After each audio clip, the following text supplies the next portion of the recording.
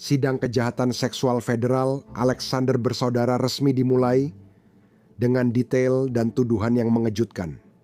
Jaksa menuduh ketiganya terlibat konspirasi perdagangan seks dan memperkosa perempuan, namun pembela membantahnya.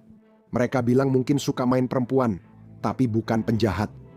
Kami akan bahas beberapa momen mengejutkan di persidangan ini. Selamat datang di Sidebar bersama Law and Crime. Saya Jesse Weber. Saya tahu ini agak berbeda, tapi saya harus memberitahu Anda, sponsor ini penting dan produknya sangat penting untuk kalian semua. Jika Anda peduli kulit, Particle Face Cream menyederhanakan rutinitas karena tidak semua punya waktu untuk perawatan lengkap. Krim anti penuaan 6-in-1 ini dirancang untuk kulit pria yang tebal dan kasar, mengatasi kantung mata, bintik hitam, dan kerutan dalam satu langkah. Kamu tahu, iritasi setelah bercukur itu yang paling parah. Krim ini juga melembabkan dan menutrisi dengan bahan-bahan berkualitas tinggi yang didukung oleh sains. Saya bicara tentang asam hyaluronat, vitamin E, minyak jojoba. Bergabunglah dengan jutaan pria di dunia. Tampil percaya diri tanpa usaha besar. Cek Particle lewat tautan di bawah dan pakai kode SIDBAR20 untuk diskon 20% di seluruh situs. Sidang pidana federal Alexander bersaudara di New York telah dimulai. Kita sudah pernah membahasnya di Sidebar. Mereka bersaudara yang bergerak di bidang properti dan pasar sekuritas, yang menurut jaksa menggunakan kekayaan, status, dan sumber daya mereka untuk pada dasarnya membujuk perempuan agar mau bepergian bersama mereka. Membawa mereka keluar, menjanjikan barang-barang mewah atau pengalaman mewah, lalu kemudian memberi obat-obatan dan melakukan pelecehan serta pemerkosaan terhadap mereka. Sekarang kita sedang membicarakan Alon Oren dan Tal Alexander.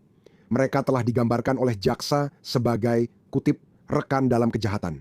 Mereka diduga terlibat konspirasi perdagangan seks 2008 sampai 2021 dan mengaku tak bersalah atas beberapa dakwaan federal. Izinkan saya membacakan dakwaan terbaru, karena selalu ada perubahan. Kita punya tuduhan konspirasi untuk melakukan perdagangan seks. Mereka menghadapi 12 dakwaan omong-omong, konspirasi untuk melakukan perdagangan seks dengan kekerasan, penipuan, atau paksaan. Itu berkaitan dengan satu korban, perdagangan seks dengan kekerasan, penipuan, atau paksaan. Ini adalah korban kedua. Membujuk bepergian untuk aktivitas seksual ilegal dan perdagangan seks anak di bawah umur. Korban adalah anak di bawah umur. 3 korban. Perdagangan seks dengan kekerasan, penipuan, atau paksaan pada korban keempat, dakwaan ketujuh, kelima, dakwaan kedelapan, dan keenam, dakwaan kesembilan. Membujuk korban keenam untuk bepergian guna aktivitas seksual ilegal. Pelecehan seksual berat dengan kekerasan, ancaman, atau zat memabukkan pada korban ketujuh. Dakwaan 11 pelecehan seksual terhadap korban ketujuh yang dibuat tidak berdaya, dan dakwaan 12 eksploitasi seksual anak di bawah umur korban ke-8. Sekali lagi, mereka telah mengaku tidak bersalah atas tuduhan tersebut, dan saya akan memberitahu Anda bahwa mereka bisa menghadapi hukuman penjara seumur hidup jika dinyatakan bersalah. Oke, ini di luar dari omong-omong tuduhan negara bagian di Florida. Oren dan Alan juga diduga terlibat penyerangan seksual terhadap perempuan. Puluhan gugatan perdata juga diajukan terhadap mereka. Jadi saya ingin membahas apa yang telah terjadi sejauh ini dalam persidangan ini, karena saya akan memberitahu Anda sekarang, tuduhan terhadap mereka sangatlah keji. Dan orang-orang ini, saya tidak bisa cukup menekankan hal ini, mereka adalah sosok yang sangat dikenal di dunia malam dan kehidupan sosial New York dan Florida. Saya ingat sekitar 10 atau 15 tahun yang lalu, saya tahu nama mereka karena sering dibicarakan, meski belum pernah bertemu, hanya mendengar saja. Mereka sudah seperti ikon, jadi tuduhan yang dilakukan di balik layar sangat luar biasa. Sekarang, saya akan membahas apa yang terjadi di persidangan federal ini dan menghadirkan tamu spesial. Saat ini, saya ditemani oleh mantan Jaksa Negara bagian Palm Beach County, Dave Aronberg, yang ada di studio bersama saya. Senang bertemu dengan Anda, Pak. Terima kasih banyak. Senang bisa kembali ke sini. Di sana dingin sekali. Dingin sekali. Terima kasih sudah datang. Saya lihat Anda di luar. Jaket Anda kurang tebal. Semoga penonton tahu saya dari Florida. Kami bahkan tidak punya jaket. Benar, omong-omong. Sebelum mulai, di mana orang bisa mengikuti konten Anda? Ya, di Substack dengan nama Dave Aronberg, saya juga dikenal sebagai Florida Lawman. Ya, Saya ada di semua media sosial dan Substack, jangan lupa berlangganan. Bahas tuduhan yang mereka hadapi, total ada 12 tuduhan. Beberapa orang mungkin bertanya, apa itu perdagangan seks, konspirasi perdagangan seks, dan eksploitasi seksual anak di bawah umur? Mereka mungkin tahu sedikit soal hubungannya dengan Didi, tapi sebenarnya apa yang sedang dibahas di sini?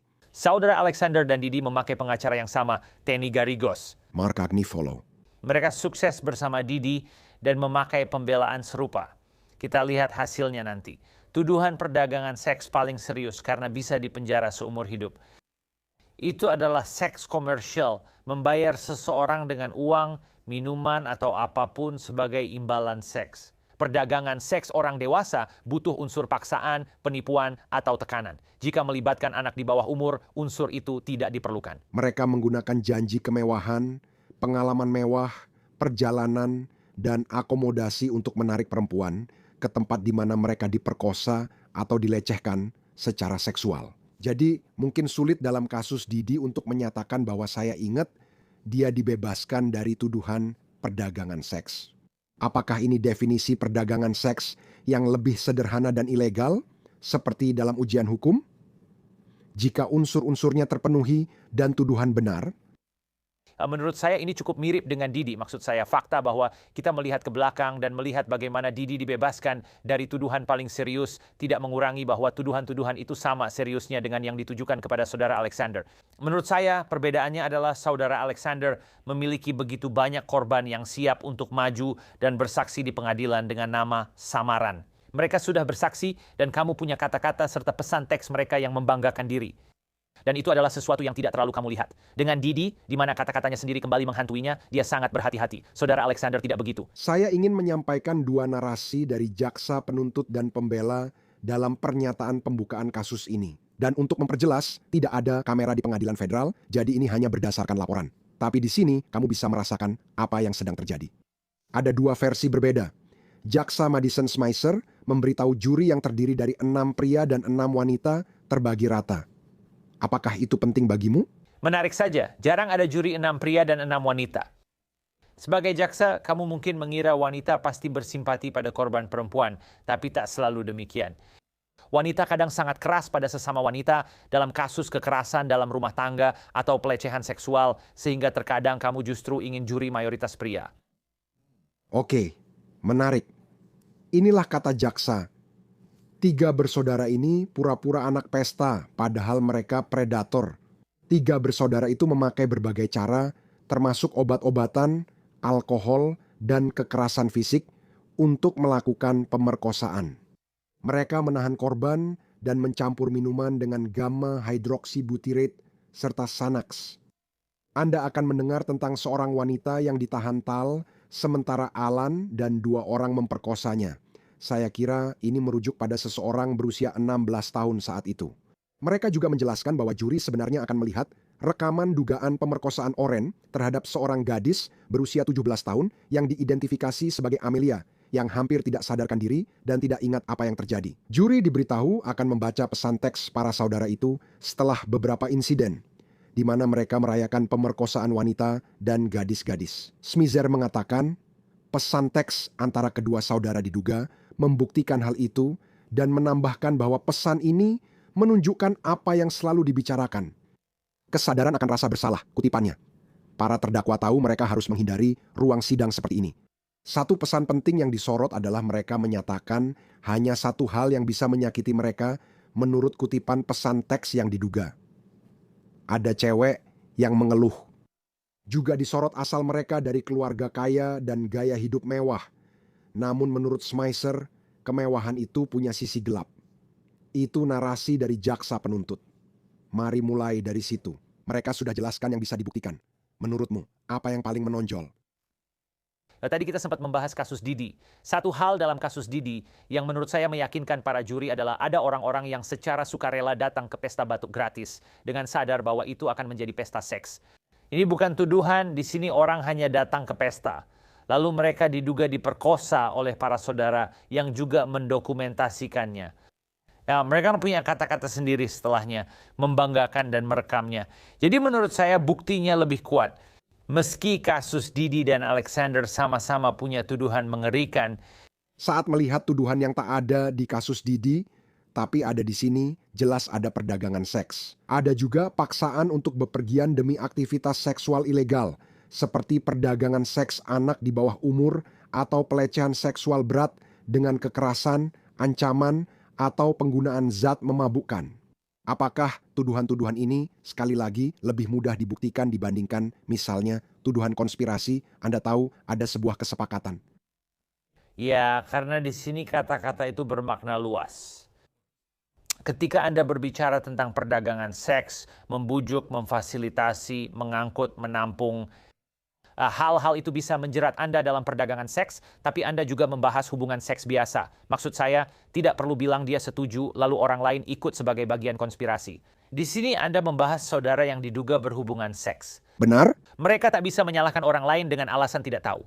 Jadi itu adalah narasi dari jaksa penuntut. Berikut ini apa yang dikatakan oleh pihak pembela karena ada pengacara Teni Garagos yang omong-omong seperti yang sudah kita bicarakan juga mewakili Didi di persidangan pidana federalnya. Mark Agnifilo omong-omong juga merupakan pengacara pembela di sini tapi Garagos yang mewakili Oren.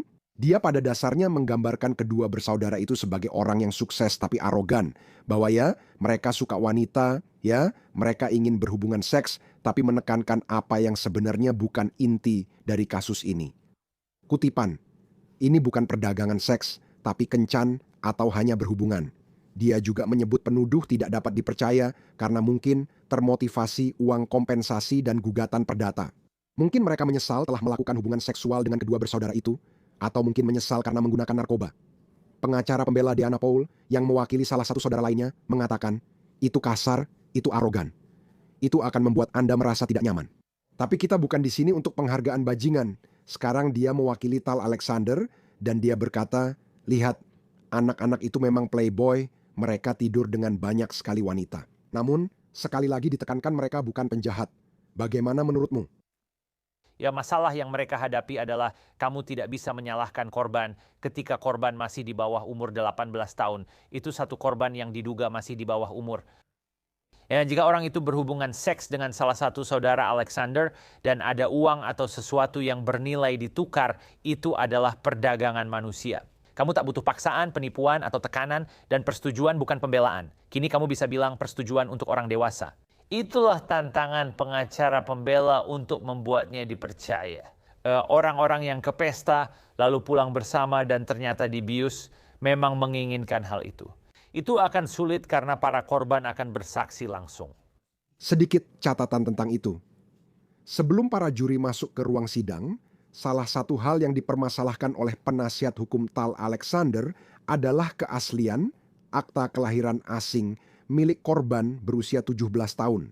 Ini adalah seseorang yang diduga direkam Oren saat berhubungan seksual. Pihak pembela menyatakan dokumen ini yang muncul beberapa bulan setelah gadis itu lahir di Eropa belum diverifikasi dengan benar sehingga menimbulkan keraguan apakah usia korban saat itu benar-benar bisa dipastikan. Hakim akan mempertimbangkan argumen dan jurisprudensi sebelum memutuskan. Saya penasaran bagaimana itu mempersulit analisanya. Menarik. Ini bukan tentang pikirannya, tapi soal usianya 18 tahun atau tidak. Menurut hukum federal, kecuali ada pengecualian tertentu, Anda tidak bisa mengamati orang tersebut, tapi aturan ini tidak berlaku di sini. Dia sudah cukup lama bersama orang ini untuk tahu penampilannya, jadi itu bukan alasan. Pertanyaannya sekarang, apakah dia sudah 18 tahun atau belum? Jika terbukti dia berusia 18 tahun, berarti dia bukan korban perdagangan seks anak. Yaitu kemudian Anda harus membuktikan adanya pemaksaan, penipuan, atau paksaan. Tapi jika dia belum berusia 18 tahun, itu sudah selesai untuk mereka. Saya rasa itu saja sudah bisa membuat Anda dipenjara seumur hidup. Saya ingin membahas kesaksian. Kita sudah mendengarnya di ruang sidang ini. Penuduh bernama samaran Katie Moore bersaksi bahwa ia dibius dan diserang secara seksual oleh Alon Alexander pada 2012 di rumahnya. Dan ini terjadi setelah dia bertemu dengan Alon Alexander di pesta aktor Zac Efron di New York City. Sekarang, untuk memperjelas, Zac Efron tidak ada kaitannya dengan hal ini dan tidak dituduh melakukan kesalahan apapun. Ternyata semua pertemuan ini terjadi di pesta di rumahnya. Oke, sekarang dia mengaku malam itu mengonsumsi Molly di klub malam usai diberi minuman. Hal berikutnya yang dia ingat adalah dia terbangun telanjang di atas ranjang, dengan Alan yang diduga berdiri di atasnya juga dalam keadaan telanjang. Dia mengklaim Alan terus menekannya ke bawah, katanya. Kutipannya, "Aku tidak mau berhubungan seks denganmu," dan dia membalas, "Hah, kamu sudah melakukannya," lalu tertawa di wajahku. Itu yang dia klaim terjadi. Dia bilang dia diperkosa, sementara Tal masuk ke ruangan tapi tak berbuat apa-apa. Howard Stepnick membela Alon Alexander dan Alex Kahn membela Tal Alexander. Mereka memeriksa silang Moore. Dia diperiksa silang berjam-jam, difokuskan pada kronologi, jumlah minuman, dan konsumsi Molly. Percakapannya dengan pengacara perdata, walau saya ragu, dia sudah mengajukan gugatan perdata hingga kini. Kamu tahu maksudnya di sini bahwa dia secara sukarela menggunakan narkoba, bahwa semuanya atas dasar suka sama suka. Apakah ini kasus dan kesaksian yang rumit, Dave? Ya, mereka akan benar-benar menguji dia. Dan omong-omong, Howard Stepnick, pengacara yang hebat, adik laki-lakinya, Scott, yang juga rekan kerjanya di firma hukum, dulu adalah pembina kemah saya bertahun-tahun yang lalu. Saya tidak suka itu. Wah, dunia hukum itu sempit. Ya, Florida Selatan, ya. komunitas hukum di sini memang kecil, tapi tuduhan seperti ini sangat serius. Satu-satunya pembelaan adalah persetujuan. Jadi kamu harus bisa membuktikannya. Dia setuju berhubungan seks dengan para saudara itu tanpa dibius dan minum secara sukarela. Apakah itu 3,4 metilendioksimetamfetamin Molly atau apapun yang dikonsumsi setelahnya, disitulah toksikologi menjadi penting. Jika tidak segera dilaporkan, zat itu bisa hilang dari tubuhmu sehingga tak bisa dibuktikan apa yang kamu konsumsi. Saya meliput sidang Harvey Weinstein dan ada di ruang sidang. Vonis bisa dijatuhkan hanya dari satu kesaksian penuduh. Kamu tak selalu perlu forensik, DNA, rekaman kamera, atau pesan teks, meski semua itu sangat membantu. Dan itu adalah kasus-kasus, omong-omong, di mana dia dituduh melakukan kejahatan seksual dari bertahun-tahun yang lalu. Di sini, jika membahas dugaan kejahatan bertahun-tahun lalu, kamu mungkin bertanya mengapa mereka baru melapor ke pihak berwenang belakangan ini dan tidak langsung memberitahu orang lain. Ada dua cara melihatnya. Seseorang bisa bilang ada faktor rumit kenapa korban dugaan pelecehan seksual tidak melapor atau membicarakannya. Tapi juga kalau kamu berhadapan dengan seseorang yang punya status tinggi dan berkuasa. Dan saya rasa bahkan ada kesaksian dari salah satu penuduh bahwa dia mungkin pernah membaca kalau saudara-saudara itu pernah menghadapi tuduhan di masa lalu. Tapi mereka berhasil lolos. Dia mungkin bertanya-tanya bagaimana saya bisa maju, tapi pembela berkata, bukankah ini menarik? Kenapa baru sekarang maju? Apa motifmu? Bagaimana juri menilainya? Juri hanya menilai itu, mereka sulit karena kamu punya. Pelaporan yang terlambat tidak selalu berarti kejadian tidak terjadi, bisa jadi karena faktor seperti intimidasi. Mereka mungkin mengalami trauma atau kenangan yang ditekan, tidak melapor bukan berarti hal itu tak terjadi. Dan halnya karena mereka mungkin pergi ke pesta lain bersama mereka atau tetap berteman dengan para saudara itu.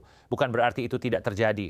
Ya, kamu tetap bisa dituntut dan dihukum seperti Harvey Weinstein atas tindakan seksual tanpa persetujuan, meski ada tindakan berikutnya yang suka sama suka.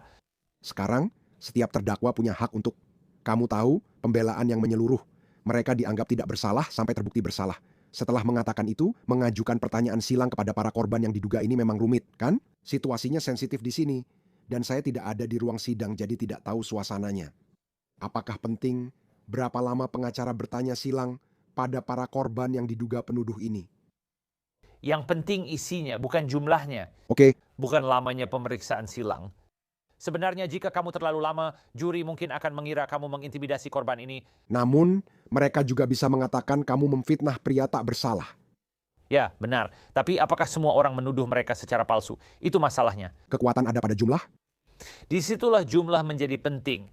Mereka punya banyak pendukung. Didi diuntungkan karena satu saksi menolak hadir dan hanya ada satu korban yang diduga. Orang yang hadir, kecuali Kasih, tidak sekuat saat bersaksi dan jumlahnya juga lebih sedikit. Karena itu, saya anggap bukti di sini lebih kuat dari kasus Didi. Kamu percaya pada video dugaan penyerangan atau pesan teks itu? Jika juri mempercayainya, hal itu bisa memperkuat kesaksian para penuduh. Para juri akan membenci saudara-saudara ini. Mereka adalah saudara kaya yang menyebalkan dan pemain kelas kakap. Disitulah pengacara pembela mencoba mengantisipasi, ujarnya. Ini bukan pesta orang brengsek atau hak istimewa. Dan itulah kenapa dia menggunakan kata itu sebenarnya. Karena satu hal untuk mengatakan, kamu tahu kamu tidak menentukan apakah mereka brengsek. Tidak, itu bukan apa-apa. Ketika kamu mengumpat, karena itu memberitahu para juri. Hei, mereka bukan orang baik, tapi itu bukan kejahatan. Jadi jahat tidak sama dengan berbuat kejahatan. Yang merupakan kejahatan adalah pemerkosaan, membius orang, terutama pemerkosaan terhadap anak di bawah umur. Kamu tidak perlu paksaan, penipuan, atau tekanan di sana. Jadi para pengacara hebat, pengacara melakukan tugas mereka, tapi faktanya memang seperti itu. Kami juga mendengar kesaksian wanita kedua bernama samaran Maya Miller. Dia mengaku diperkosa Tal saat perjalanan ke Hamptons tahun 2014. Dia mengklaim bahwa dia mulai merasa ada yang aneh dengan Tal, jadi dia sebenarnya inilah yang dia sampaikan dalam kesaksiannya, menggunakan koper untuk menghalangi pintu agar Tal tidak bisa masuk. Tapi kemudian dia mengklaim meskipun sudah begitu, dia tetap diserang oleh Tal di kamar mandi. Saya percaya itu terjadi di dalam shower dan mungkin juga di depan shower. Disampaikan bahwa setelah dugaan penyerangan ini, saya kira inilah yang dikatakan oleh jaksa penuntut. Dia meremehkan kejadian itu dengan menyukai postingan Instagram Tal dan memberi selamat. Dia baru melapor ke FBI pada 2024, dia belum mengajukan gugatan perdata. Pihak pembela melakukan pemeriksaan silang dan menyoroti bahwa temannya yang bersamanya kemungkinan akan jadi saksi pembela. Mungkin sedang berada di kamar mandi saat penyerangan terjadi, tapi sedang mengeringkan rambutnya, jadi dia sebenarnya tidak tahu apa yang sedang terjadi. Dan juga pihak pembela menyoroti fakta bahwa korban yang diduga ini tampaknya tidak memberitahu temannya tentang apa yang terjadi. Dan dia ditanyai mengapa dia diduga menelepon dan mengirim pesan kepada Tal setelah kejadian itu. Dan bahwa dia pergi keluar kota dan tampaknya tidak terlalu terganggu dengan apa yang terjadi. Meskipun, sekali lagi, ini bisa sangat rumit. Dan mereka juga menunjukkan foto-foto dan pesan-pesan untuk menantang kredibilitasnya, untuk mempertanyakan kronologinya. Mereka mengaku melihat matanya di foto yang diambil di Plaza Hotel New York setelah dugaan penyerangan, dan mengatakan dia tampak bahagia. Apa pendapatmu tentang itu? Itu sebuah bukti relevan. Mereka pengacara pembela hebat. Dan inilah akibatnya saat kasus seperti ini diajukan. Korban akan benar-benar diuji, sehingga banyak yang enggan berbicara. Karena itu, banyak yang berkata tidak sepadan, sebab sikap mereka dipertanyakan, termasuk kejujuran dan masa lalu seksual, meski seharusnya tidak begitu. Why ada undang-undang perlindungan korban pemerkosaan, yang mana Anda tidak boleh membahas pakaian seseorang pada saat itu, atau dan sangat dibatasi untuk membahas masa lalu seseorang. Hal seperti ini bisa masuk dan membuat korban sangat tidak nyaman, bahkan harus duduk di kursi saksi berjam-jam. Hai, inilah alasan kejahatan seperti ini sering tak dilaporkan. Jika ada motif keuntungan, seperti menggugat secara perdata, itu juga jadi masalah. Jaksa sangat tidak suka ketika pengacara perdata ikut terlibat. Mereka berkata, tunggu kasus selesai, karena itu bisa merusak kredibilitasmu. pemerintah juga memanggil saksi lain yang menyatakan Maya Miller sudah mengungkap dugaan penyerangan ini sejak 2020, bukan 2024. Ini bisa relevan. Tentu, ucapannya saat itu lebih penting daripada yang disampaikan bertahun-tahun kemudian, meski yang terakhir juga bisa dipertimbangkan. Kamu ingin dukungan lain, bukan cuma katanya. Dia bertanya, menurutmu seberapa banyak pesan teks bisa menceritakan kisahnya? Tampaknya ada pesan yang muncul tertulis. Pelacur murahan ini datang ke Hamptons akhir pekan itu. TAL diduga mengirim detail penerbangan Miller, menurut email yang dilihat juri. Email dan pesan teks seberapa membantu untuk kasus ini. Saya bilang juri akan membenci terdakwa karena pesan teks ini menunjukkan mereka sebagai orang brengsek. Orang-orang brengsek suka bicara omong kosong. Setelah bersama wanita dan juri, mereka akan dibenci, dan saya rasa ini bisa mempengaruhi pikiran juri. Meski mereka masih ragu apakah pemerkosaan benar-benar terjadi. Saya rasa mereka tak akan diberi keuntungan dari keraguan karena dianggap sombong soal penaklukan seksual. Mereka juga bukan tipe orang yang ingin kamu undang saat Thanksgiving. Seberapa masalah jika saudara-saudara itu diadili bersama? Ada tuduhan yang hanya berlaku untuk sebagian, lainnya untuk semua. Apa dampaknya jika mereka diadili bersamaan? Kamu tahu, saya pikir ini lebih baik untuk pihak pembela. Jika mereka bisa memisahkan mereka, jika mereka tahu, jika mereka bisa memisahkan mereka. Jika mereka memisahkan mereka? Dulu mereka bisa saling menyalahkan, tapi kini semua akan merasakan akibatnya sendiri. Mereka bertiga bersaudara, dan perilaku satu saudara akan dianggap sebagai perilaku yang lain, dan jauh lebih sulit untuk mengatakan tidak. Itu saudara saya yang melakukan itu. Mereka salah mengira karena beberapa dari mereka adalah kembar. Mereka mengira saya adalah saudara saya, tapi sekarang mereka semua diadili bersama. Itu kemenangan bagi jaksa. Menurutmu, para saudara itu harus bersaksi di pengadilan? yang menurut saya itu mereka punya banyak aib, jadi jika bersaksi akan sangat berisiko. Saya pernah lihat orang seperti ini bersaksi di pengadilan karena merasa lebih pintar dari yang lain. Mereka sombong, dan orang-orang ini jelas sombong. Mereka pikir bisa menipu para juri. Charlie Adelson misalnya, orang-orang ini seperti Charlie Adelson. Seberapa baik dia saat bersaksi di pengadilan. Para juri bisa langsung melihatnya, dan jaksa yang handal bisa langsung membakar mereka habis-habisan.